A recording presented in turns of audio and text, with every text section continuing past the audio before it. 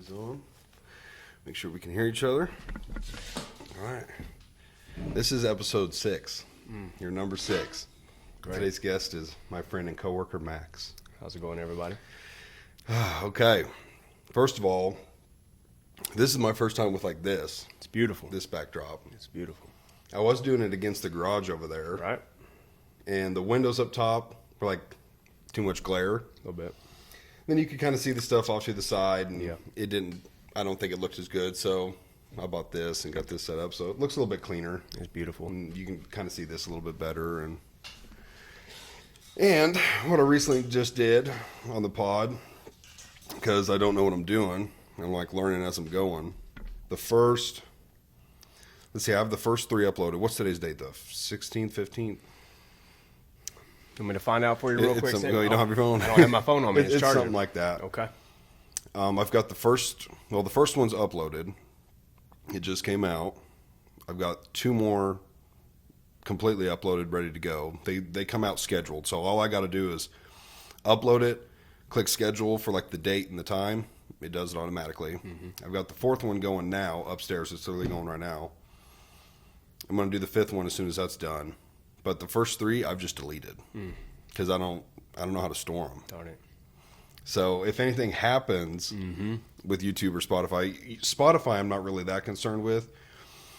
YouTube, I probably need to really look more into like what's allowed and not allowed. Just based off things I've watched and seen, I know there's certain words you can't say. Oh, I got you. Yep. But then they're like so sensitive about topics. Like I haven't really got to discuss a whole lot of topics with people Really? yet. I think Zach Yeah. is going to be on the pod at some point. Yep. And with him, I want to get into a lot of Yes. stuff like that, conspiracy theories, Right. religious theories and stuff like that with him. Mm-hmm. But when it comes to like conspiracy theories and the government Yeah. and, COVID, like, just saying that, it's like, ugh, you almost don't even want to say it because Really? YouTube. Yeah, I don't know, they're pretty strict Wow. with their stuff. But Spotify, I don't think I'm that worried. Okay. But all that being said, I deleted the first 3 off my phone completely. No way. So hopefully nothing happens to them. Okay. Because at this point, what I found out, it takes a lot of storage to record these. Really? I want to say on average, one video is like probably 60 gigabytes, which, I mean, my phone is like a 512, so not including all the other stuff that's already on it. Mm-hmm. So that's kind of, I'm now crossing that to where it's like, what am I going to do with these videos? And I've looked into a few things, but online storage is very expensive. No way. I bought a USB thing to like, that can go from the iPhone to a computer. It just didn't really work. So at the moment, I'm just going to record them, upload them, delete them, Right. and hope everything's fine. Okay. But what I've been thinking about, I'm like, it'd be really cool for like maybe like a college kid or something that's going into this field of like producing, or I guess maybe it'd be something like that. And they want to, like come on as a member, Right. because right now we're using the front recording camera because I have to be able to see, which it is, that 1, it's recording, and 2, that it's on. Yeah. Because what I've also ran into is it just quits recording. Lord have mercy. I don't know if like with Brandon's, which is the, that's the previous podcast, it just quit. Lord. And I want to say it quit around the hour and a half mark. So now I'm wondering if on the phone after like an hour and a half, it just quits, which is, that's a decent pod. Like, I don't care if they go longer than that. That's fine. And they can be shorter than that, but it's like crap. If they're going to shut off at an hour and a half, I have to be able to see that. That's right. Well, I'm not looking at the camera. I'm having a conversation, so I'm not trying to always look over there, but now I have to constantly look over. But if I had someone that could help with the editing and they know more about here's how we should store stuff or actually be here when one's taking place, we could flip the phone, use the better camera. They could be watching it, making sure everything's good and all that. I know a lot of podcasts have that. It's not just a one-man show. Like, they've got somebody behind the scenes helping them. which I think would be dope, but it's small right now. I think the first episode's got like around 60 views. That's good. So yeah, it's not terrible, but I could probably do better about advertising it. And I've seen there's like things you can do that will help like boost it, and I need to start looking into that. But yeah, I'm learning as we go. Yeah, I'm sure you could look up some stuff on YouTube. Find out. I'm surely there's a a standard operating procedure. Like there's a certain package. Like, hey, you want to do a podcast? Man, you need this, this, this, and this. Right. That's how I discovered this equipment. Right. I'd done some research, and you could definitely get cheaper stuff. Yeah. But it seemed pretty low quality, and this stuff you could obviously get way more expensive than what I spent. So it seemed like a good middle of the road. I knew I wanted to record it. I knew I didn't want to have like the little handheld bikes where you got to hold it the whole time. Or I didn't really like that. I like the actual ones like right in front of you. Yep. But yeah, between work and having a kid on the way, the holidays, doing this, it's like there's so little time to like keep doing research, and then it's like I can't just be doing this all the time. You know, when I get home, I can't just spend what little time I have here. You know, I've got to play with my kid and hang out with the wife, and so yeah, it'll come, it'll get there. It just takes time, but it would be cool to have like a behind the scenes person who's just helping, and they could help edit, because my edits are trash. Is it I really? have like my logo like starts the video, and then I use iMovie just on the iPhone. Everything's done off the iPhone. Right. And I just some generic thunder sound. It was like the only sound I liked out of the 2 or 3 dozen options. So I just put all that together. I think I've been like putting my email up at the beginning, so if people want to email me or something. But yeah, other than that, it's pretty raw. I leave it pretty much there. I haven't had anyone say anything too inappropriate yet, to where I have to find out how to beep it. I don't know even how to beep stuff. No, not yet. But if I have to, I'll get that figured out. But okay, I want to dive in. Let's dive. To you. Okay. Not sexually though. Okay. Are you sure? Yeah. Well. Okay. Yeah, for now. All right. Let's So dive. I met you at Steel Tech. Yes.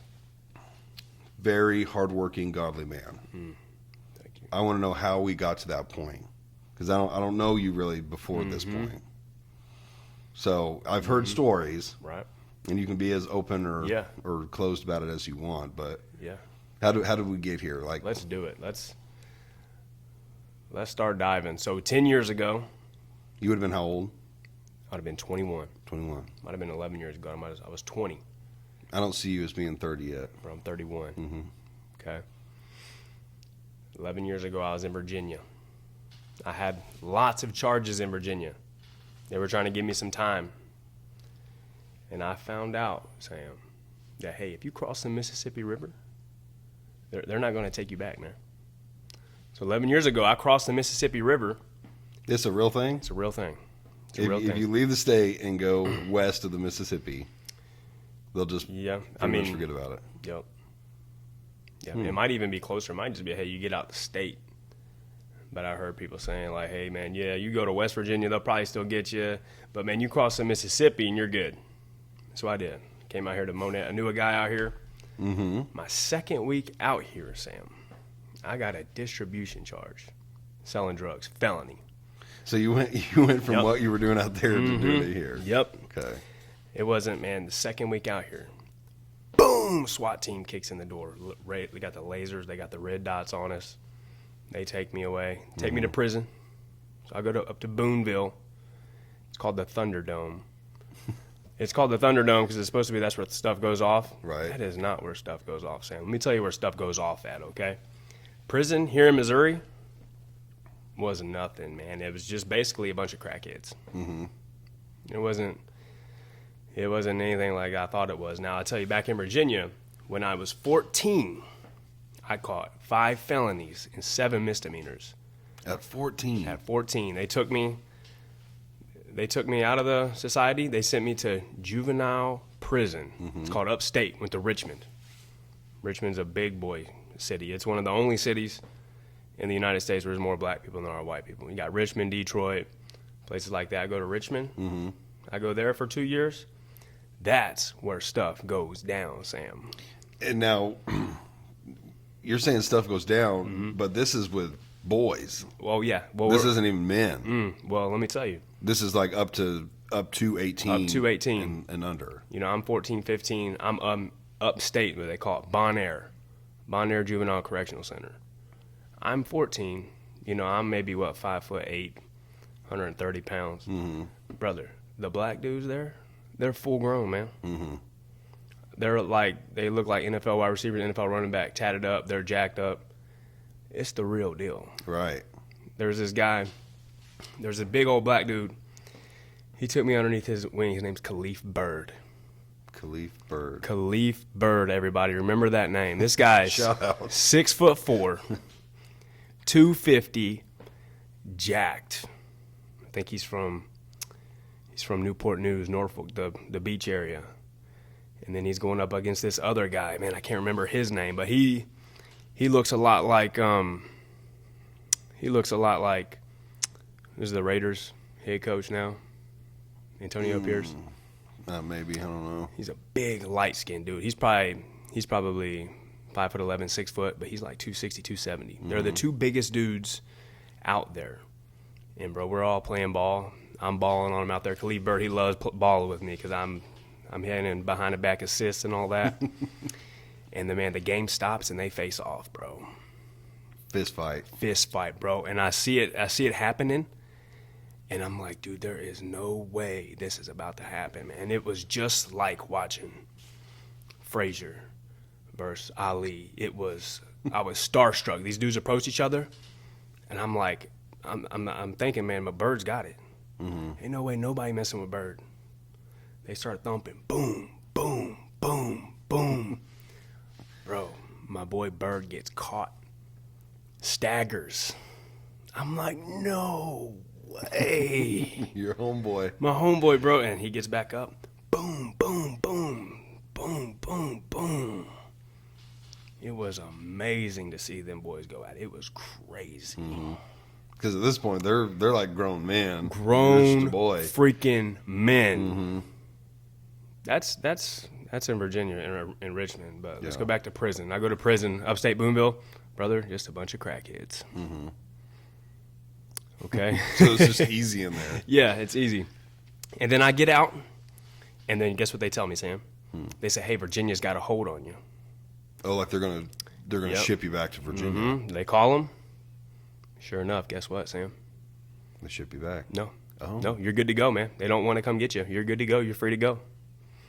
I do my time. I get out. Look, I get out, Sam. Look, by this time, the seed of faith in Jesus Christ is starting to really, really grow. Like How'd you get introduced? Okay, so growing up my whole life, I've heard about Jesus. Mm-hmm. Heard about it, didn't believe.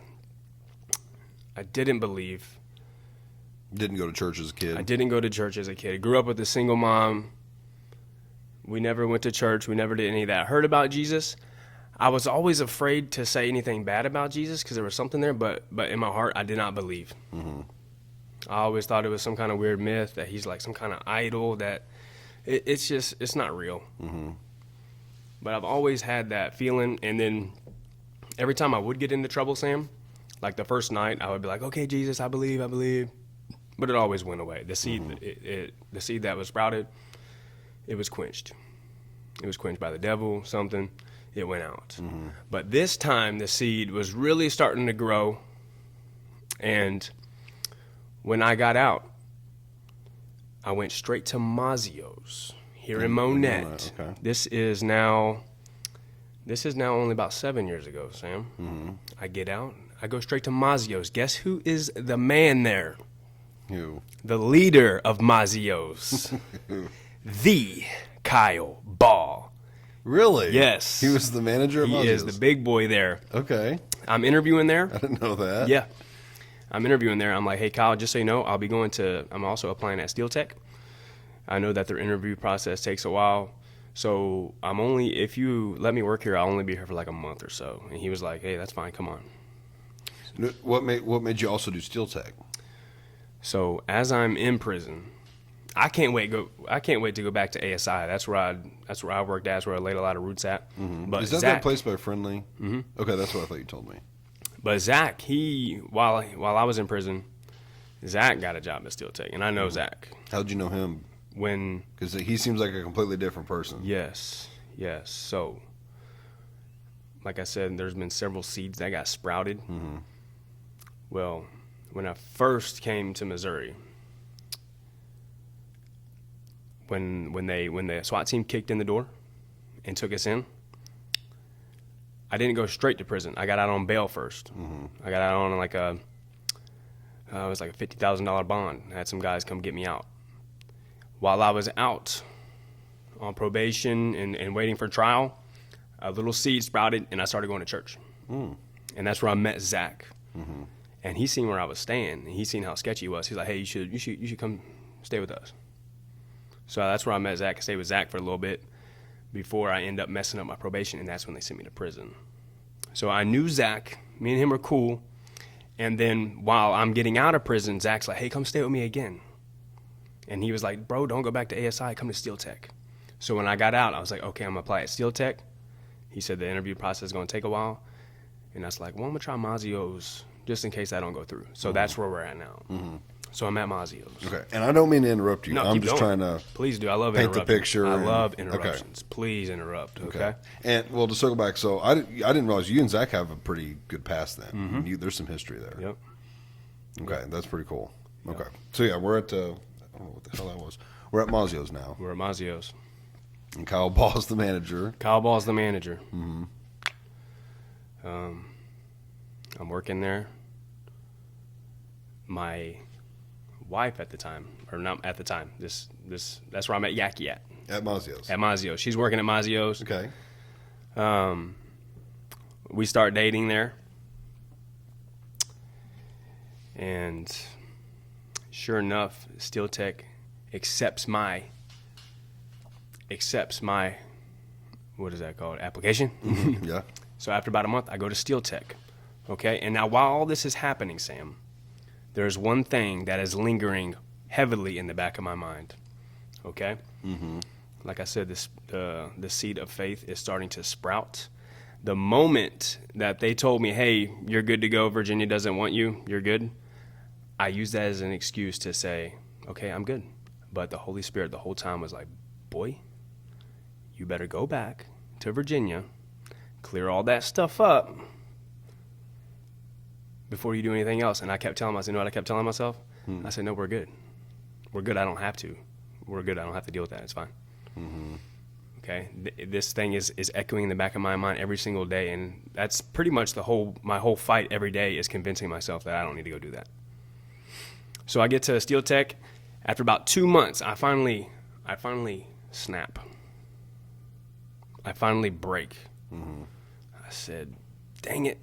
I told Zach, told Thomas, I was like, "Man, look, I've got charges in Virginia, and I got to go freaking take care of them, man." Right. I know the audience and yourself, y'all can't feel that. Y'all can't feel how much stress the Holy Spirit was putting me under. I feel like I can kind of feel that. Kind of feel it? I can kind of see it. It just felt like there's no matter what I do that I'm hiding something, and I won't be able to grow the way I want to because I'm hiding something. It felt like my whole life was a lie, and that anything I did was going to be quenched. It wasn't going to fully grow the way it was supposed to because I'm hiding something. Mm-hmm. So I finally cracked, and I said, "Man, I got to go. I got to go. Look, man, I got the job at Steel Tech in May. I knew my court date. Whenever you're on the run, you keep having court dates like once a year or something. And I seen that, man, it's in September. And, man, I got to go." And when I told Bert, I could tell Bert thought I was a joke, dude. He's like, "Yep, I knew we shouldn't have hired him." And Bert is the plant manager at this point? Yeah. I mean, I thought that's what he thought. Like, "Oh, yep, here we go, little flaker." Mm-hmm. But, man, I went out there, showed up to my court date. When the first court date I went to, that's when they decided, "Hey, what do we do?" Because they weren't going to have they weren't going to have the case right there. They said, "Hey, we're going to have to keep him in Virginia, and we're going to set another court date a month from now." And they let me be on house arrest at my mom's house in Virginia. So I'm on house arrest. And now you're gone from work. I'm gone from work, man. And guess what I do? What? Bro, I get out here in Virginia, and I go to the Cookout. This place is rocking, dude. This place, a little fast food joint up in Virginia. Bro, it is rocking. It is lights out fast. It's crazy. I go there. My mom, she's like, don't tell him you're going to leave in a month. I was like, I have to. I'm not going to do that. So I'm interviewing them, and I'm like, I tell them the same thing as I told Kyle Ball, like, hey, I'm only going to be here for a month. They said, come on. So I got a job like my first week out there. I'm working at the Cookout. A month later, we get to the trial. Brother, we're about to go up there. The lawyer comes back to me. He said, hey, they have a deal for you. You accept all the deal. You plead guilty. You'll do 1 year right now. Whoa. I said, no, sir. I was like, no, sir, let's go up there. Let's go to trial. Let's go up there and see what happens. Right. And about 1 minute or 2 minutes later, he comes back and he said, hey, they got you another deal. You accept, you plead guilty, they'll give you a 2 years probation. I was like, let's take that deal. I accepted that deal, and I came back to Steel Tech, man. And of course, the whole time they knew you were going to be gone at least a month. Yeah, they knew. And man, I came back to Steel Tech, and I went lights out. I'll tell you what my main driving force was for a long time, Sam. Okay. Now, up until I was 21, I didn't claim Christ at all. I never said anything bad against him because I was afraid. But in my truly deep down in my heart, I did not believe. See, I think you did though. Okay. Because if you weren't willing to say something bad, I just feel like in the back of your mind, you were like, if there's even a chance he's real, I don't want to risk it. Yep. You know. And yeah, you're right. And when the cops kicked the doors in on me in Missouri, while I was in there that time before I got out on bond, that's when I did make a public confession. I said, hey, look, I'm going to follow the Lord. And then all the people I was hanging around with here in Missouri knew that. And so I had a job at ASI at that point. Once I publicly claimed Christ, Sam, I knew everyone around me were looking for me to mess up so that they could blaspheme his name. It's what I thought in the back of my head. I said, hey, man, if I mess up, they're going to talk crap on you, Jesus, and I can't have that. So that's what drove me to go super hard. I didn't mess up on anything. I wasn't late. I didn't mess up one little thing. I was trying to be perfect in front of everyone at all times, so that no one could say anything against my God. That's the mindset I had for a long time. And that was my purpose when I was at Steel Tech too. It was, man, my purpose is that God's name isn't blasphemed by the Gentiles. That's a phrase you see in the Bible a couple times. It's basically saying, it says in the Bible, hey, because of the way you're acting, God's name is blasphemed by the Gentiles because of you. And so I seen that, and I was like, man, that's me. That's my purpose. There's all these Gentiles out here, man. I need to make sure that I'm not the reason they blaspheme your name, so I'm going to go stupid hard. Right. At all times. And when I went stupid hard like that for a long time, it kind of backfired on me, man. Because no one's perfect. No one's perfect, and I was a bulldozer. So you were like pushing people away? Yeah. I mean, whatever I set my mind to, whatever I thought was to be achieved, I did absolutely whatever it takes to make sure that happened. Why? So that y'all can't blaspheme my God's name. That's why. And that purpose has shifted a little bit. I still like that purpose. I don't want to make sure that I'm not the reason God's name is blasphemed. But the way I do it looks a little differently now. So my purpose now is to be a giant in the faith, like Abraham, David, Moses, etc. And the way I live my life has changed a lot from that bulldozer mentality until it shifted from that to now it's seeking the kingdom of God, Sam. Mm-hmm. And the Doing reason what you can to get there. doing what I can to make right now heaven. That's what Jesus says to do. I don't know where to go from there. Maybe start asking some questions, start rapping. Yeah. Start rapping. Not start rapping, start help get me back on track. Yeah, no, there is one thing I want to circle back to, because I'm wondering if it played a role in all this. And you said it towards the beginning. You were raised by a single mom. Mm-hmm. Where was your dad? So my mom and my dad, they had me down in Tampa, Florida in 1992. After 2 years, they split up. Mm-hmm. And my mom took me back to Virginia, where she came from. And I've seen my dad maybe 3 times since then in my whole life. In your whole life? Yep. Wow. When was the last time? 5 years ago. Okay, so as an adult, you've seen him. Yep. Any contact? Not really, like. Don't desire it? No, he doesn't. He doesn't. He just doesn't desire it. He doesn't desire it. I don't desire it either. Right. I've never been consciously affected by it. Mm-hmm. That you're aware of. Mm-hmm. Wow. And you think you have that mentality just because it's like, if he doesn't want anything to do with me, I don't want anything to do with him? Yeah, well, it's not even, I don't have any hatred. I don't have any kind of certain feeling. It's just nothing. Right. It's just. I know exactly what you're talking about. Yeah. Mm-hmm. So, I don't. That's all consciously though. Mm-hmm. I'm aware that there's some things that you can't quite get your mind around that could be affecting me. Sure. Mm-hmm. Mm-hmm. Yeah.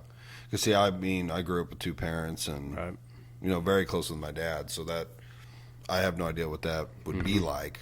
But I guess I do the other way with my mom. But Oh, I see. But yeah, as soon as you said that towards the beginning, I was like, I wonder if some of that had something to do with you lashing out as a kid and probably doing what you were doing, maybe looking for attention. Mm-hmm. Yeah, I was definitely looking for attention. I know that. Yeah, the main driving force I remember now, Sam, when I was 14. From the age of 14 to the age of 21 or so, my purpose was, man, I remember this. I wanted to have the most drugs, the most guns, the most money, the most power, the most respect. I wanted to be a gangster. Well, how did you get to that point at 14? So from 12, 13, what are you like, stewing? I want to be a gangbanger? Yeah.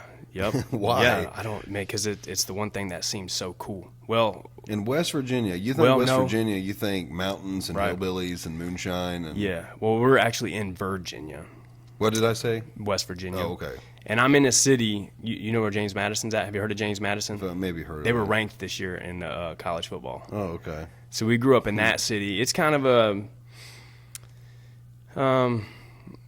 it's kind of like Joplin, Springfield. It's kind of like that, but definitely a lot more brothers out there. And so we grew up in a project out there, a big apartment complex project. Yeah. Where there's lots of that stuff going on. So it was just a product of your environment. Yeah. You grew up in it. Yep. And when I was 14, let me tell you another awesome little story, okay? Before they sent me to juvie when I was 14, they sent me to a boys' home first, which is kind of like, it was out in the middle of nowhere. There was like 20 of us boys out there. We're all rough kids, but instead of being in a prison, we're in a camp. Yeah. It's like them trying to avoid sending you to juvie. This is like stop one. Yeah, and there's big gangsters there too. So I get there, and I wanted to be a gangster, but whenever we got confronted by the real gangsters, I got scared.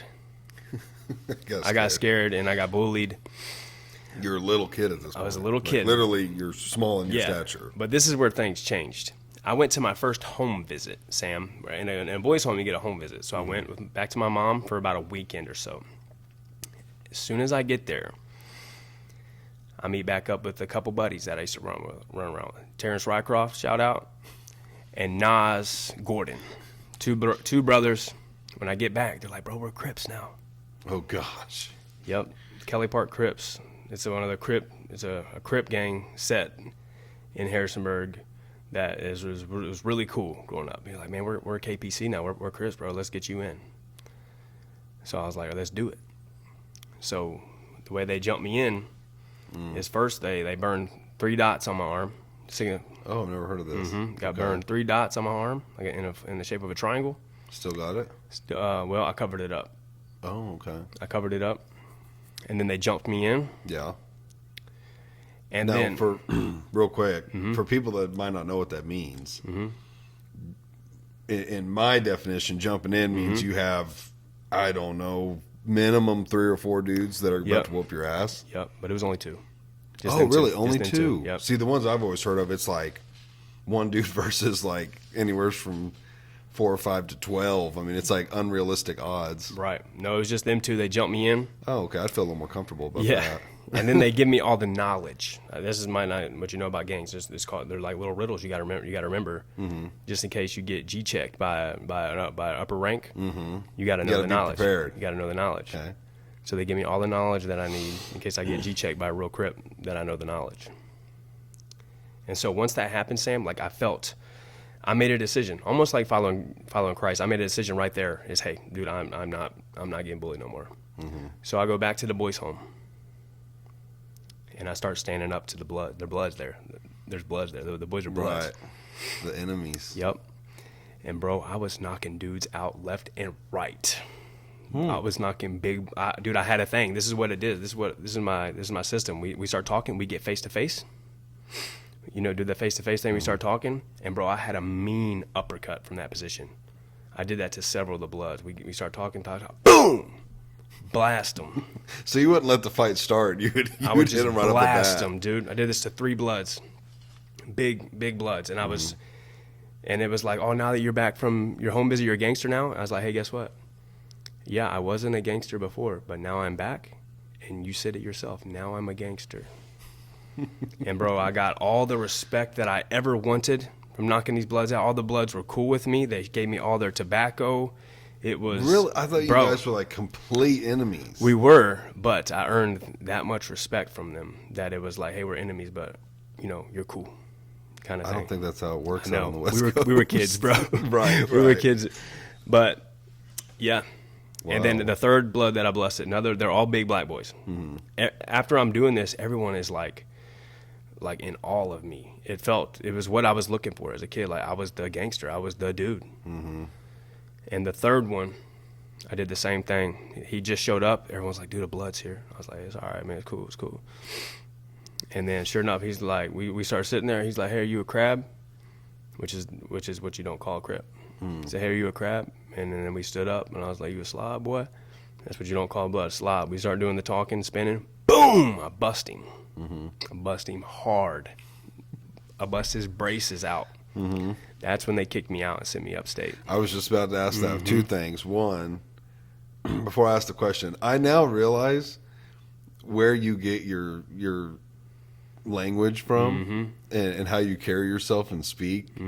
Because when I first met you and been around you, you got that like swag when you walk and you say stuff, just gangstery type stuff, I'll call it. It makes so much sense now. Does it? But 2, yeah, I was wondering, how were you not getting in trouble for these fights? Now, the third one you did. The first 2, just little. no one said anything, or just a little bitty slap on the hand? No, I got in trouble each time. But it was little bitty slaps on the hand, little restrictions and stuff like that. But the third one is when they declared that I wasn't. 3 strikes, you're out. Yeah. Yep, I'll never forget that sheriff. Man, we're in there, we're eating. The sheriff pulled us down the driveway. My heart sank because I already knew what was going down. I was going to go do my time. Well, how'd they know it was you? Oh, it was in front of everybody. This was in front of staff. Yep. Because the kids wouldn't have been ratting. No, there was no ratting. We were always supervised. And, he starts calling me that, and we just stand up right in front of everyone, and I bust him. Right. Yeah, and there's lots of kids there that I jumped in. We had like 5 or 6 Crips there. I don't know where they're at now. I try to reach out to them to see what's going on because man, we were into it. Shared all the knowledge. We thought it was the thing, man. Like, bro, we're Crips, dude. I want to go back to the jumping in. Yeah, because it was only 2 guys, which obviously, depending on their size and knowledge of fighting, it could be completely overwhelming. But 1 versus 2 is not impossible odds. No. What happens if the one guy was to beat up the 2? Well, I think the way I felt That'd when be they a were weird doing jump it, in. yeah, the way I felt when they were doing it was, hey, you just kind of take it. Like, You weren't fighting back at all? not really, just little defenses here and there. See, I can't remember who I've spoke to. Moses could have been one, and his story might be different. I can't remember. But I've spoken to a few people who have been jumped in before, but it was more like 1-on-6 type. It was a lot more. But they were like, no, I was fully fighting back. But you have no chance when there's that many people. But yeah, 1 versus 2, I'm like, bro, I'm going to try and take one dude out as fast as I can, so it's 1-on-1. But okay, so you just kind of let it happen. Okay, that sucks. Yeah. Okay. Yeah. Wow. Okay, so you go through all that, go to juvie, go to prison, Yep. get to Steel Tech, go to Virginia. Yep. You get 2 years probation. You fly through that, no problems. Yep, no problem. No problems at all. At that point, like, at what point are you getting married, having kids, growing in Steel Tech? I mean, where did you start out in Steel Tech? On the plasma. You started on the Plaz. I feel like so many people start on the Plaz. Yeah. It's either the Plaz or the beam welder. Yep. Which I guess kind of makes sense. Yep. But, okay, so you started on the Plaz. How'd you kind of move around in there? So kind of do the same thing that little Josh Reed's doing, where you get so much. I did so much work over there that there was none to do. You get several weeks ahead to where you're able to float into other areas. Right. So I floated into the saw area, and when I first got over there, the saw area was a mess, man. There was no flow. There was no welding went on over there. There was just a couple guys cutting, and they fit them. And then whenever the welders had enough time, they'd go get them. But other than that, it was just they'd get maybe 10 pieces a day. And so that's where I teamed up with Randall over there. And Randall's hunger and his invention. Was he on the saw or what was he doing? Yeah, he was on the saw. He was on the saw. Randall's absolute hunger and drive mixed with my discernment made for we got that area up and running immediately. Like we made a couple decisions. We were like, because a lot of the times the saw area, like I said, they would just fit it up and the welders would weld them. And then whenever there was pipe, which is really difficult to fit and weld, they didn't even touch anything. They just cut it and sent it over there. Me and Randall, we made a declaration. We said, hey, look, anything that gets cut over here is staying over here. Ain't nothing going over there. So we learned how to weld pipe. We learned how to weld. Okay, yeah, so at this point, you don't know how to weld. We don't know how to weld. But we're like, bro, we're like a dog latched onto a deer's neck saying, look, dude, hey, they're not welding this stuff. We're gonna start welding it, bro. Like there was no certifications or anything back then, so we were just. Oh, no one had to be. No. IAS, right? No, we just started welding there. Wow. Welding that pipe. We didn't have a pipe roller. Man, Randall would spin it for me. Yeah, I've heard about the hand spinning. Dude, we felt so special, man. We did the job. The 417 Athletic, that big building. Mount Vernon. It's got pipe columns. I think those are the first ones. They were big ones. Randall rolled them for us, man. Rolled them for me while I welded them, and that was the first time we welded them. And man, when we actually did it, we felt really good, man. Yeah, we felt really good. And then it's the same thing happened over there. Me, Randall, and myself, we would get that area so ahead of schedule that we were constantly helping the build-up team, which made it to where I ended up over there a lot. Fitting, welding. Yeah, fitting or mainly welding. Mainly welding. And then the big problem that we always had was the paint booth and loading. I mean, we just couldn't get it painted fast enough, couldn't get it loaded fast enough. And then, Thomas, he kind of said, hey, man, please go figure that area out. So I went over there with Nathan Mace. And me and Nathan Mace teamed up like Randall and myself did over there, where we got the loading bay under control. And the main thing we found out there was like the standard operating procedure for loading was, hey man, they're sending us a bunch of stuff that we can't load because the heavy stuff needs to go on the bottom, and they're sending us the little stuff first, so we're just stuck. I'm sorry, we can't go no more. We found a way to deal with that. Staging, have you heard of that? I think so. So we were like stacking it up on the floor and Stacking getting it ready up for on the later. floor. Yeah, what we did for a while was we just threw it all on the floor so that people can keep rolling with the carts. But then we realized, we'd have a whole mess to clean up on the weekends and stuff. Then we'd find out a way, hey man, let's throw this stuff on the floor in an organized way. That way we can pick it up really easily later. And that's what led to staging, and that's what really helps that area stay under control. Now, you weren't there, Sam, when loading was a mess. Oh, dude, it was so stressful. Well, that whole bay area with the garage door, that wasn't even there, right? That's an addition. No, I wasn't there. It's always been there since I've been there. Oh, it has been. Okay. Yeah. Okay. And at this point now, Thomas is the Plant manager. Yep.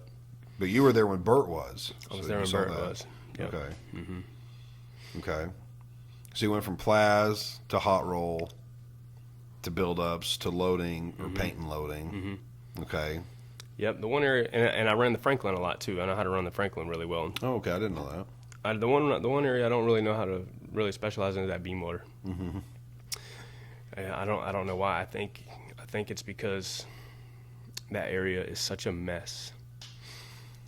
A mess how? Like, Because that's where I started. I know. The stuff is so heavy. Yeah. And it's built so wrong that there's like, dude, this sucks. Dude, this is a mess. Trying to put the stuff in the table, beveling stuff up on the beveling all that. I'm like, sides. dude, like my discernment can't even click in. Like, I think the reason why I was able to get the other areas so in better shape with the help of Randall and Nathan and all them is because there's a lot of invention that already taken place. Like, it was already pretty good, and I just got to discern how to make it the best. The beam motor, I get over there, and bro, my energy levels, they really drop, dude. I got to be real proactive. Yeah. But See, I like it over there, especially if I'm like with Shane and or Mike, like Yeah. the three of us or two of us at least. Like, yeah, I don't mind it over there. But Yeah. I started there, so that's, I know it and I'm Yeah. comfortable with it. yeah, before you were there, I'd always end up over there during big jobs trying to figure out, like when the big jobs come through, how like the first day is like a mess until you get it rolling and it feels good. I went over there. I've done that several times. But we've always had good guys like you, like Shane over there to kind of get things rolling. So I've never really been over there that much. Yeah, I remember, now for people that don't know, like we both work at Steel Tech. We make metal buildings. And, when I first started, it was probably a month or less. We started OFA, which we built the Ozark Empire Fairground Arena, the new arena, and it's massive. And, yeah, that was very cool for me to be there because Mike and I, Shane stayed at the West End, and he was running little bitty beams, little jobs. Mike and I did all of the OFA. It was really cool. You remember that, Sam? Like it was me, Brandon, and Moses. Yeah. Welding the stuff. We were championing that side of it. Yep. And y'all were championing the beam motor side of it, man. And it was, I remember every day it was a constant fight. Like, man, we need to get 3, y'all need to get 3, and we had to be at a certain point each day. And, there was bottlenecks where y'all were ready to pull out at the table, and we didn't quite have it out the way in time. The way I remember it is we rotated each day between 2 and 3. Yes. If we were either able to pull one out first thing in the morning, or it was pulled out the day before and we maybe started throwing it in, we were able to get 3 that day. Right. But if we walked in, how did that work? I don't know. If we walked in and you guys had a brand new one and we hadn't even started, it was like we're only going to get 2. We might get a third one in and maybe ram, but we're not going to get pulled. Man, that was a grind, dude. That was a massive job. Bro, it was a grind, man. That took a lot out of me, too. Like, man, there was something about that job that... Well, that's when a lot of us were coming in at 5. Yeah. And I remember you were coming in at 5 or 6 and staying late with the guys who come in at 7. Yep. So, yeah, that doesn't surprise me. And we worked every Friday. Yeah. A lot of overtime. Yeah, I remember being tired. Yep. That was before I got on that tee, baby. On the team. I was tired. Yeah, man, like, so we did that. We worked like that my first 4 years there. We that kind of intensity. And, I thought that was how it was supposed to be. But after the OFA job, man, like, and you know, reading more scripture and becoming more godly, like, it dawned on me, like, bro, that's not right, man. Yeah, it's not. I mean, I know the scriptures. I'm pretty sure it speaks about that on how, like, you're supposed to let the land rest every so many years, and it's supposed to help replenish the soil and everything. I mean, the same for not just our physical body, but mentally and spiritually. It's good to rest. Yeah, I mean that too, but also, like, when we're that focused, like we were on OFA, but there was no time for discipleship, man. Right. There was, oh, you got a problem? Okay, yeah, we'll see. Maybe after OFA, okay. All right, see you later, man. Let me get back on this. Right, just constantly shoving all these important things to the side, Sam. Yeah. And my life revolved around manufacturing metal buildings. I got home, love you, babe, love you, son. Get back up. Everything was leveraged towards producing metal buildings, and I did that for a very long time.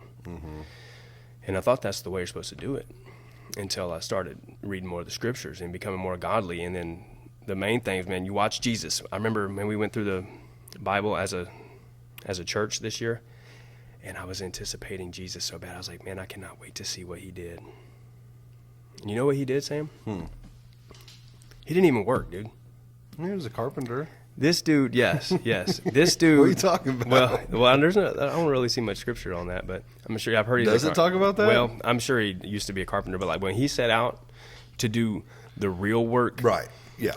like, you know, Jesus says, "Hey, man, y'all are spending so much time on these earthly things.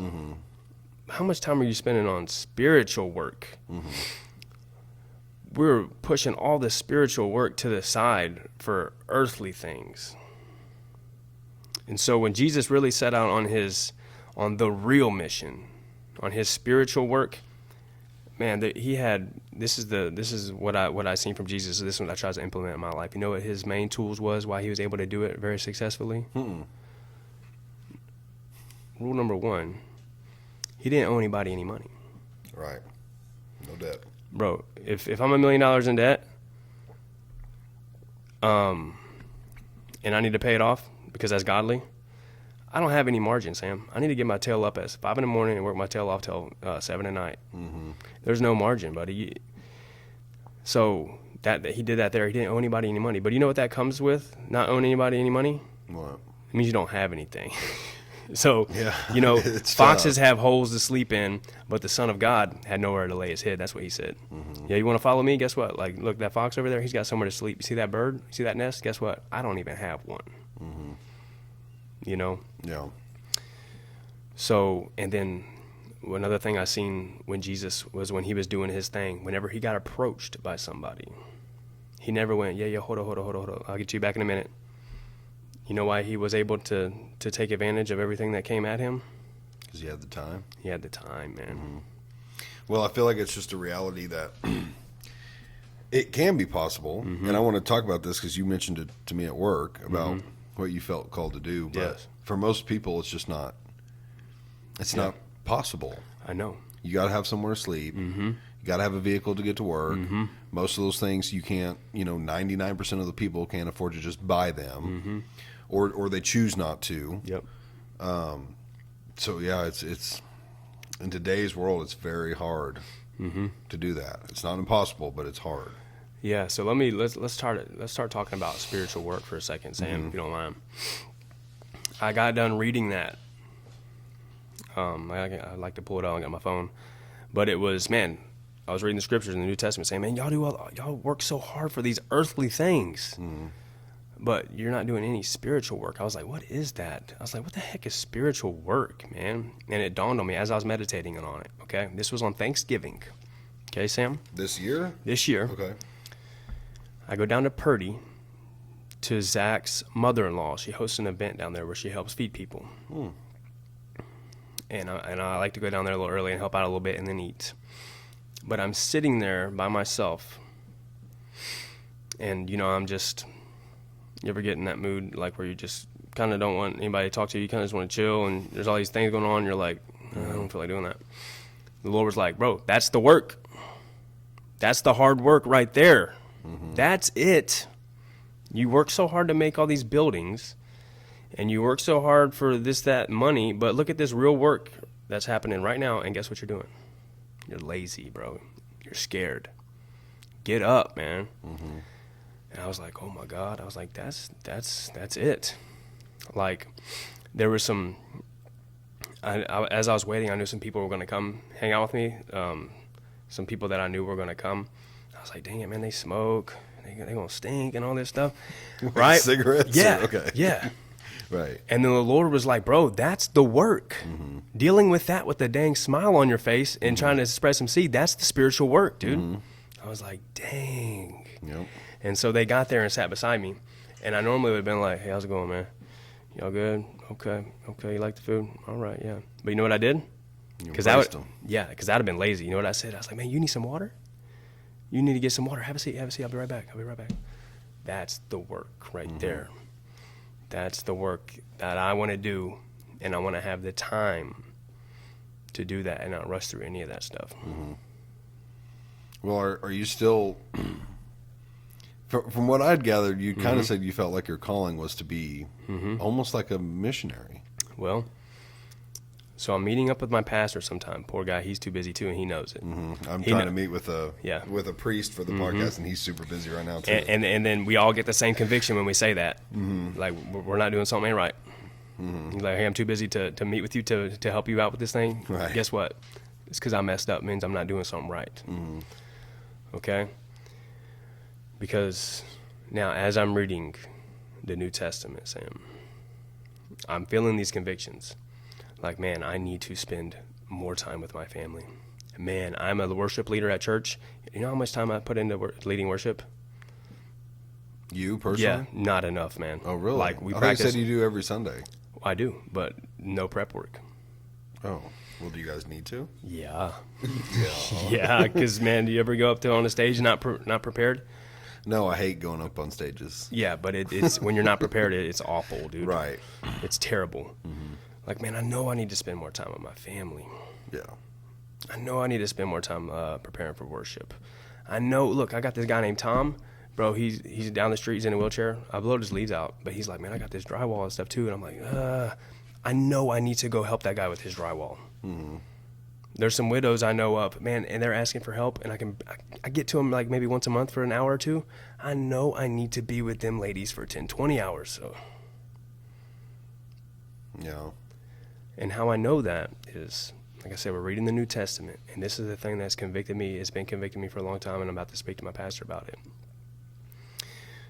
Jesus' main message when he came was to seek the kingdom of God, a.k.a. what that means is start acting like we are in heaven right now.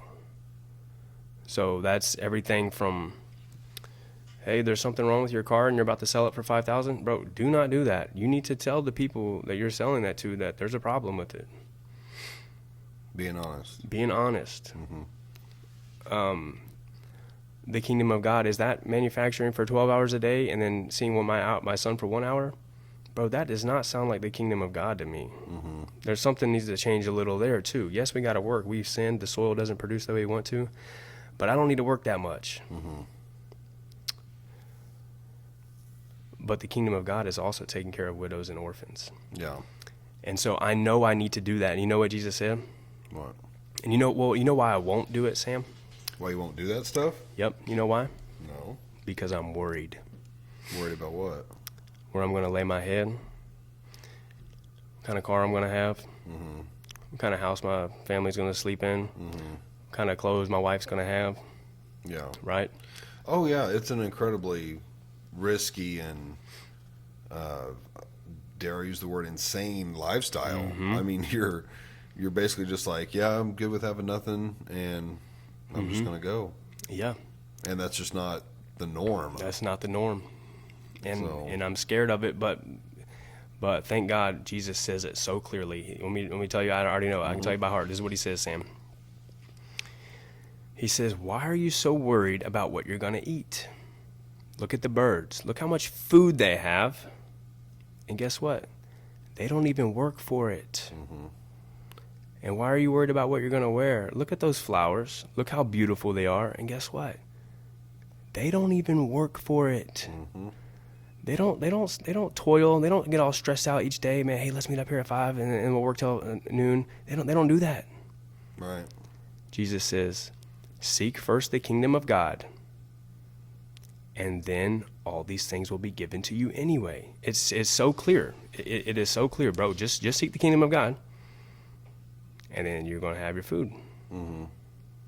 Oh, we'll be taken care of. Mm-hmm. Mm-hmm. And Jesus also gives another promise. He says, look, anybody in this lifetime, he's not talking about just paying you back with earthly treasures. He's saying, hey, look, in this lifetime, anybody who gives up families, jobs, houses for the kingdom will be given 10 times as much in this lifetime. Mm-hmm. He says it that clear. But guess what? I'm still worried.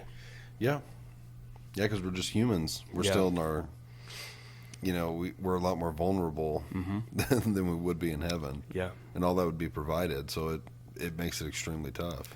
So I know I need to cut my hour. I know I need to work 20 hours a week for a company, spend the rest of it with widows, orphans, Tom in a handicap, family, leading worship more. I know that's what I know that's the kingdom of God for me. Yeah. But I'm so worried that I just spend all my time working.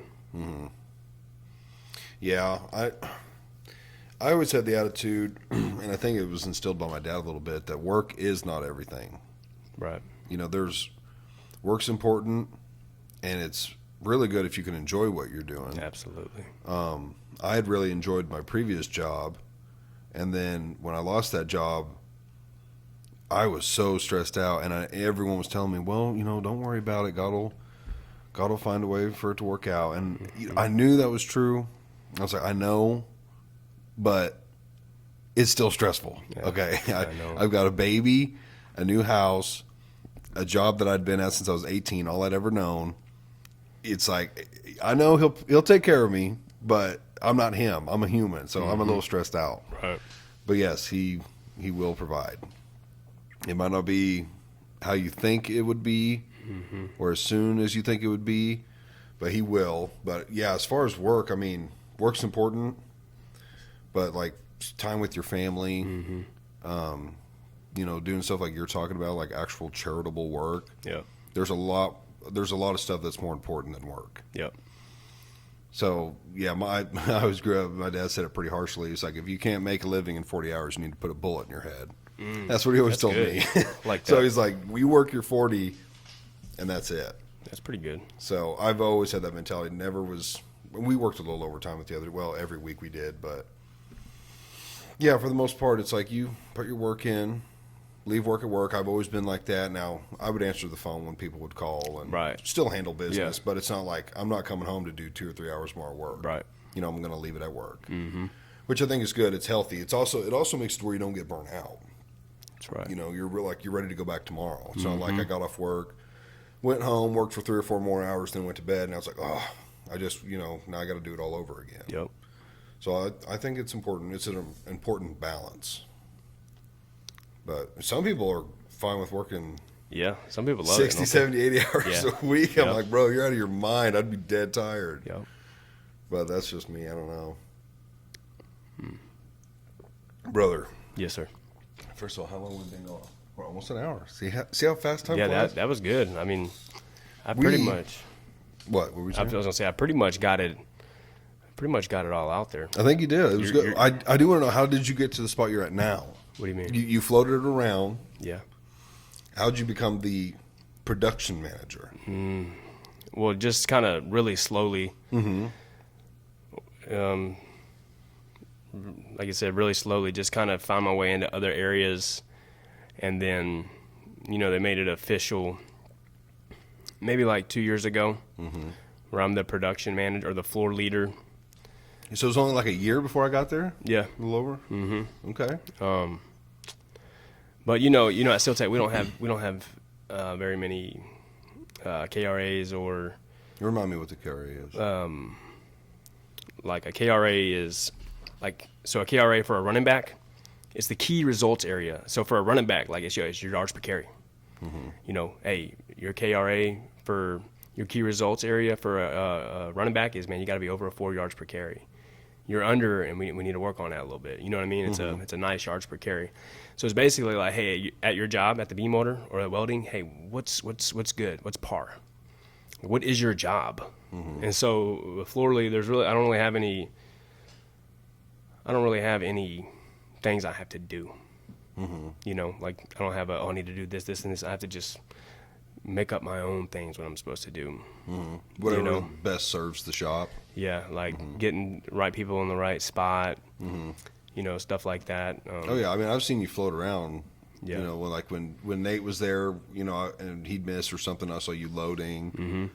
I remember you were fitting for a little while until I started fitting. You were the fitter for, I don't know, at least a few weeks, if not a month. Yeah. Somehow I always find myself welding in that station. Yeah, where we're at now. I don't know. We're welding. I always find my way back there somehow. I don't know why. Yeah, no, me and you were welding. Yeah, which hopefully Mo comes in. He's talking like he's going to come in. I think the guys would like to see him. I would love that. Yeah. Yeah, everyone always talks about him. I'm like, guys, I don't get to see him all the time. Not like I used to, but when I was a kid, I saw him all the time. He lived right down the road from me. Wow. And his older kids are like right around my age, so we hung out and played together. And yeah, growing up, I was around Moses all the time. I love Moses, man. Yeah, he's pretty great. But okay, so that's how you got there. So that's pretty much your story. I like it. Yep. What about you and Yaki and your son? Let's see here. So the main thing we do, here's what I do when I get home, Sam. You know, I get home, then like right now we live with Yaki's dad. They got a big garage turned into a bedroom. That's where we're staying at right now until, like I'm super sketched out about buying anything. We're only end up going to buy a plot of land and then build like a something really low key. It's a metal building with a little bit of rooms in there because like my goal is to be like Jesus. I do not want to I want to make sure that I got my margin to where I can go do whatever I want and not be tied down. So we're not going to build it. Man. We're going to build like a little shed, dude. Yeah. And she used to not like that, but she's getting used to that. Like it was a blessing moving into her dad's house because we have this one little room that we have to take care of. And it's so nice only having to take care of this little bit of stuff. Yeah. It's so nice knowing like, hey man, like I know where everything's at. There's no clutter and it's I like that. So that's where we were like, man, it's gonna be nice to build a little thing that it doesn't take much to take care of, real cheap. Yeah. But when I get home now, her little brother also lives there. He's a handful. He's 7. But one thing that is cool about him is he loves rules, dude. Rules. He loves rules, man. Like, bro, I got rules posted everywhere, laminated rules. Hey, good boys, this is how we behave. There's all kinds of stuff from, hey, we don't touch people's butts. We don't touch pee-pees. We don't spit. We don't hit. Bro, Right. they're always wanting new rules. Oh, more rules, more rules, more rules. So, man, we get home, we go over the rules like, hey, bro, like, you just know, man, you mess up on these rules, you get 3 strikes. I got a profile picture for him with strikes on there. Like, bro, you get 3 strikes, you're getting out. I'm not messing with you no more today. So I get home, we eat, and then we play. We like to fight, wrestle, him and my son. We wrestle. It's really nice on football night, Sunday, Monday, Thursday. I get home, we turn the game on, and we start playing around, messing around, fighting and all that. He always normally ends up getting 3 strikes. I get 3 strikes. In one day. Yeah. And then when he gets 3 strikes, we're not playing no more, and we're not playing tomorrow. See you, buddy. Get out. Because he can be a mess, dude. But he's getting so much better. He's getting a lot better, man. And, man, I was telling you the other day, we were talking about Jesus. I was like, bro, you know he saved us, right? He's like, Jesus saved us from what? I was like, from the fire, bro. I was like, bad boys, man, they're going to go to the fire forever. He was like, he's normally like, his mind is racing. He's never paying attention, man. You know, he's got like the ADD. He's like, don't ever pay attention to nothing. When I told him that bad boys are going to go to the fire forever, bro, I could tell his whole soul stopped. He caught that one. He looked at me. He's like, what? He stopped. He's like, what did you say? Repeat that. I was like, yeah, man. Anyone who doesn't follow Jesus, they're going to be in big trouble, man. They're going to go to the fire forever. And he was like, bro, and I'm telling you, man, that's all he said. Now, I want to follow Jesus. I want to follow Jesus. I was like, okay, I'm going to let you know how. One of the rules that we have on there, and this one stuck me too, Sam. I'm going to read you the scripture, okay? Jesus says to his disciples, the Father has loved me. And just like the Father has loved me, I have loved you. Now remain in my love. I'm reading this. Jesus says, now remain in my love. And my question in my head is, okay, how? You know what Jesus says? He answers. He says, oh, remain in my love. You want to know how? By following my commandments. And then my second question is, okay, Lord, what commandment are you talking about? What commandment are you talking about? He says, okay, here it is. That you love each other the way I love you. That simple. Hey, everyone knows. In case everyone doesn't know, man, look, the Father loves his Son very much. Right. They've been together forever. They're both God. Two different persons, one God. The Father loves his Son so much that if you don't believe in him, the Father won't have nothing to do with you, bro. He'll be internally upset with you. But he loves his Son so much that if you believe in him, bro, he will forgive you forever. That's how much he loves his Son. It's just like my son. Like, say someone owes me $1 million, Sam. Okay? They come to me. They try to kiss up to the Father. Me. Hey, man, you're so cool, man. You're God, bro. You're awesome. Guess what? I don't, bro, pay up. Right. That's the way it is with the Jews or anybody who believes in the Father, but they don't believe in the Son. Guess what? That's not enough. Right. Now, you owe me $1 million. And I'm like, dude, someone kidnapped my son, right? I come home one day, my son's gone. A year later, that guy who owes me $1 million comes back. He's like, look, master, I found your son. They tried to run away with him. As soon as I seen him take him, I chase after him. Here he is, dude. You think I'm going to make that dude pay the money back?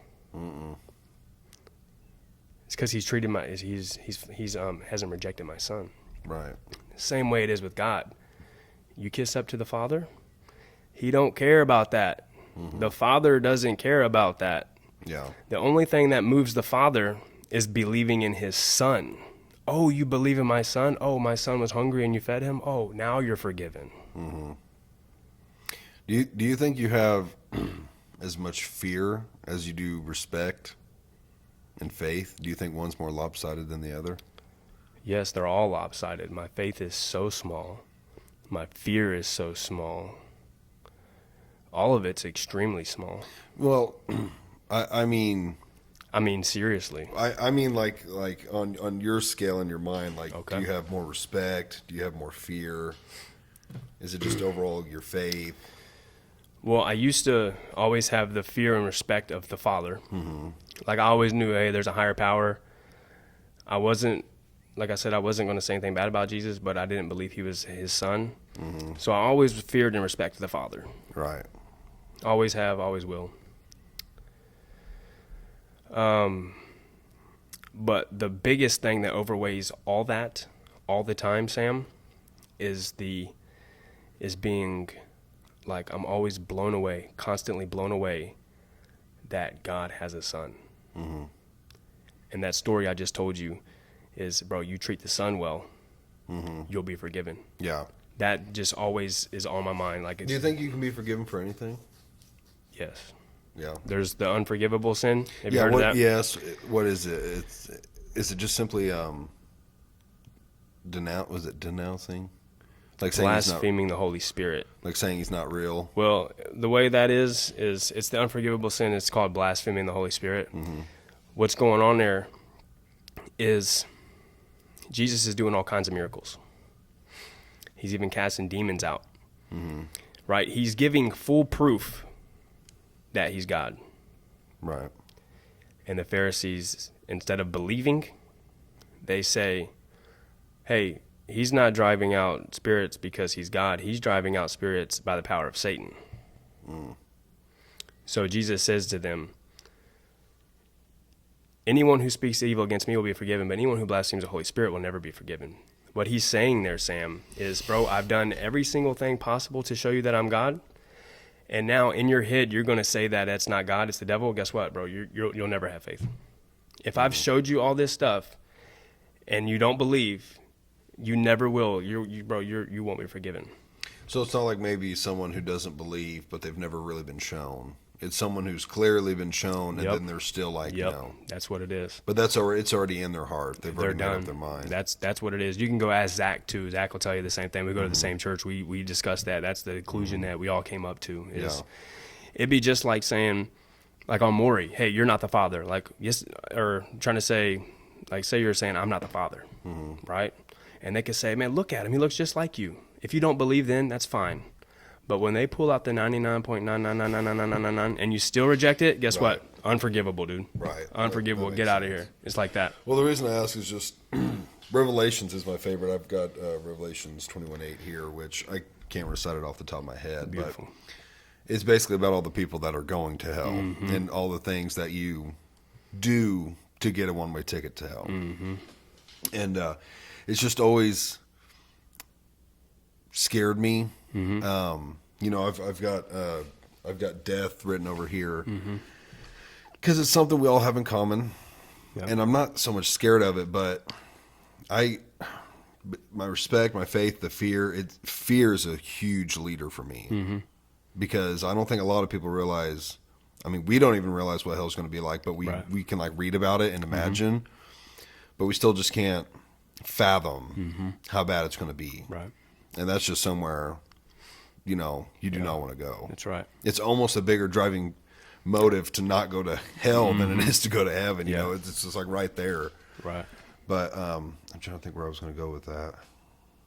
I just lost my train of thought. Fear, respect. Yeah. Oh, faith. yeah. Just it being such a big motivator for me. But then I don't discuss this with people that don't have faith because it can really Yeah. distort how you think about it. But if God's all knowing, Right. which it says he is, if he knows the future, Yep. do you have free will? If he already knows what you're going to do, Yes. does that mean could you have changed it? Right. I don't think so. Because if he knows it, you weren't going to ever change it. Right. It's a really weird concept, Yep. but it pulls me back around to if he's all knowing Yep. and he knew everything up until this point was going to happen the way it's happened. Right. Why have ever started in the first place? If you knew Eve was going to sin in the Yep. garden and cause all this, and hell was going to be a thing, and Lucifer was going to try and overthrow the chair, Yep. and more people than not are going to go to hell. People on earth are going to suffer. They're going to have cancers and deformities Yep. and sickness and all these bad things. It just seems like the bad outweighs the good. The good is so great, Yes. but the bad is also so bad. It just seems like, why have started this if it was going to end so badly? I love that, man. It's a tough thing. I always, when I talk about it with someone or start thinking about it, I always just am like, we obviously don't have the understanding. Yeah. We're not capable of understanding it. In a Right. human brain, Right. if I was given that option, I'd be like, no, I'm not even gonna start it. Like that to me goes all the way back to even being like born. Yep. It's like, bro, if I had the choice, I'd be like, no, I don't even want to play the game. I don't want to risk hell trying to get to heaven. So I'd be like, no, I don't even want to play the game. Man, I love talking about stuff like that. Like I you're don't bring right. it up with non-believers because Well- I could see how it would make people turned away from it. Well, you bringing that up even in front of certain believers, they'll get upset with you. Oh, like yeah. there's certain believers who they don't believe in hell. Like That's weird. there's people that we even know who they believe that hey, my bad. God isn't all knowing because how could he be all knowing if this bad stuff is happening? Therefore, he's not. So, but I'm not like that. I believe everything is super level. I believe, brother, I loosely believe the world's only 6,000 years old. Okay, I believe Genesis is literal. Yeah, I believe that too. I And don't now- think the whole this dinosaur's Yeah. 300 million years old. No, I So- don't believe all that. Like, yeah, God straight up created all this stuff knowing exactly what was going to happen. And the only like sneak peek we get into that is, yeah, there are some scriptures that, hey, look, hey, the secret things are for the Lord to know. You can't quite understand it. But, you know, Paul says it very clearly, like, hey, how can the pot ask the potter why you made me this way? How can an ashtray, say there's an ashtray here, and then there's a another pot that's for holding exquisite game, like a pig on it. How can that ashtray say, hey, why'd you make me to be an ashtray, but you made him to be to hold that beautiful pig? You know what I'm saying? Yeah. So, like, God made all this stuff this way for a reason. It's just like movies, how bad things happen in movies. Like there's a supervillain, and then the supervillain ends up getting beat. You know, all the little characters in there, they can't say, man, this is so bad. Why'd you make it like that? Right. But if they did, they would be smarter than we were to ask God why he made it this way. Like what God's doing is much better. We can't quite see it, but it's much better. And Right. Job asked, this is where it gets good. Job, you know the story of Job? Yes, I might need a reminder. I'm just looking to make sure it's still recording. Job is the most righteous man on earth. Oh, he's the one where all of his kids died, Yep. his wife died, he lost everything. Bro, Yeah. this story is crazy. Yeah. It's Some people pretty don't bad. believe. Some people believe that Job is fairy tale, but I believe it's super literal. Oh, yeah. It starts off, Job is the most righteous man on earth. Satan literally goes into heaven and says, God, let me mess with them. Yeah, I know this. No, story actually, now. God provokes it. God says, hey, Satan, I see you going back and forth trying to do stuff. Have you seen Job? Have you seen how much he loves me? Right? And then Satan says, all right, let me do this and this to him and see if he loves you. And God said, go ahead. So God lets Satan destroy Job's family. Right. And then Job's cool the whole time, but he finally asks God, why? You know what God says? He doesn't tell him why. He says, Job, do you tell the oceans where to stop? Do you tell the oceans to, hey, go this far but no further? Hey, do you feed the lions, Job? Do you take care of Leviathan in the sea every night? Job, the moon, do you tell it where to go and where to stop and where to stop shining? Job, do you see all those stars? Do you know what it's like to hold them in their place? Don't ask me that, Job. You have no clue, my friend Job. Ruthless. You have no clue. Having just killed his family. You know what I'm saying? Like we have no clue. Yeah. But I guarantee it's you, a hard thing to grasp. it's beautiful. I guarantee you, Sam. Yeah. I guarantee you, it's beautiful. Yeah. You know, I always heard as a kid, you know, because I've had that mentality as a kid, you know, like why does, you know, these bad things need to happen? Which, you know, I've experienced some pretty bad things and had faith through it and believed things happen for a reason. But, you know, I was always told as a kid, like, oh, you know, when you get to heaven, you're not gonna question any of that, or you're not gonna, or even remember any of that, or something like that. And I was like, That ain't right. I don't think so, bro. Right. Like, I don't even know if I'm going to get past the hugging point before I'm going to be like, yo, what Yeah. was this all about? And the answer you're going to get What is, was all this negative shit and this bad shit that happened yeah, about? the answer will be beautiful. I hope it is. you have I no hope I clue. make it and I can just be like, hey, before I embrace you, Yeah. I got this, and this. I got to know.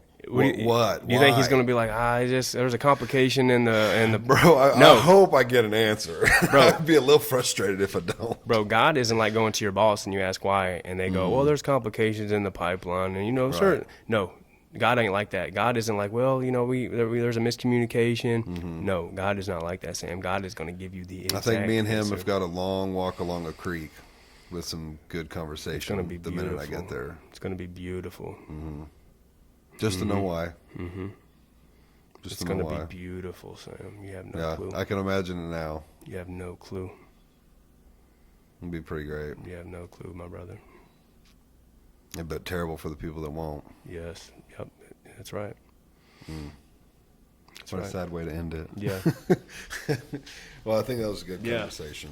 Yeah. Thank you, guys. Thank you, Sam. Thanks for Now, having before me. Man. we end, I started this with Brandon. Nate at work actually gave me the idea to ask each guest a couple of questions. Yes. I still only have one. I really Okay. need to get some more questions figured out. But the only one I could come up with, and I asked Brandon this. Me and you, one-on-one, Yes. fight. Who's winning?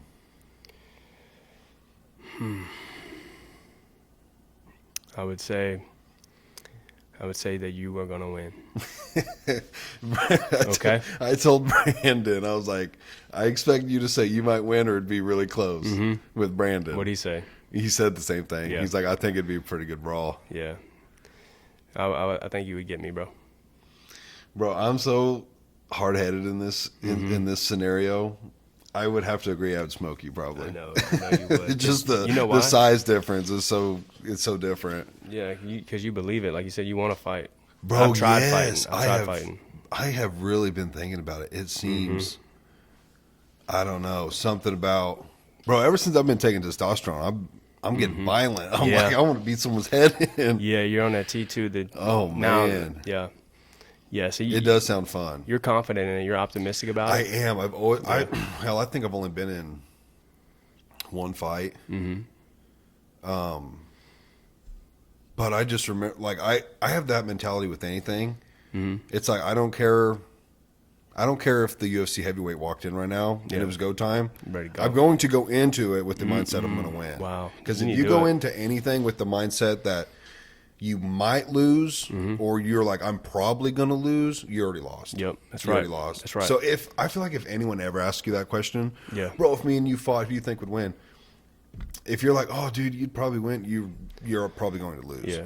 You know, whether you're being humble or for real, Right. You might just be being humble because I asked you that. I want people's genuine. Oh, you want to do reaction. your opinion? Yeah, give You me. should, you should give me your actual. You answer. should. We should do a show one day. like a wrestling. Mm-hmm. Okay. I think I can beat you in wrestling. Like just like high school type wrestling. Yeah. First one to Oh, tap out. I First got one. you, bro. Let's go. Let's do I it. got you, Let's bro. do it. Oh, we're gonna have to film Let's do this. it. We're gonna have to film this. Let's do a show on that. Okay. All right, we need somewhere with a mat. We gotta have a mat. Yes. And do it all legit. Yes. All right. Yes. When you go to a gym, you know gym people. Someone's gotta have like a gym we could do this Man, at. we can do it in the grass. Oh, come on, You man. wanna do Let's it do in an the- actual gym. Okay. Good footing. Okay. Okay. Nice soft pads. No one's gonna get their head caved in on a rock I'd like on to accident. I'd like to do that. Dude, I'd be down for that. Let's do it. Just wrestling. Let's do it. I love wrestling. That's I fun. love wrestling too. Okay, someone with a Okay. gym, Yep. reach out to me or Max. Please. We'll wrestle. Let's do it. I like this. First one to tap, or you want to do like Yeah. best out of 3? Yeah. Best out of 3. Best out of 3? First one to tap or get pinned. You know. I don't know how to pin. Me neither. What's- Let's just okay. go tap. Yeah, let's just go tap. I don't know all the pinning and all Right, that right, stuff. right. But all right, well, Okay. that was episode 6. Yep. Guys, please like, share, and subscribe. It really helps a lot. First video's got like 60 views, but we just want to keep going up from there. So, and hopefully everything's getting better. Comment on the videos. Email me something. Let me know if things don't look good, don't sound good. Things could be different. Whatever you guys think. So, Yep. all right, that's it. Thank you guys. Thank you guys. See ya. Whew. Wow.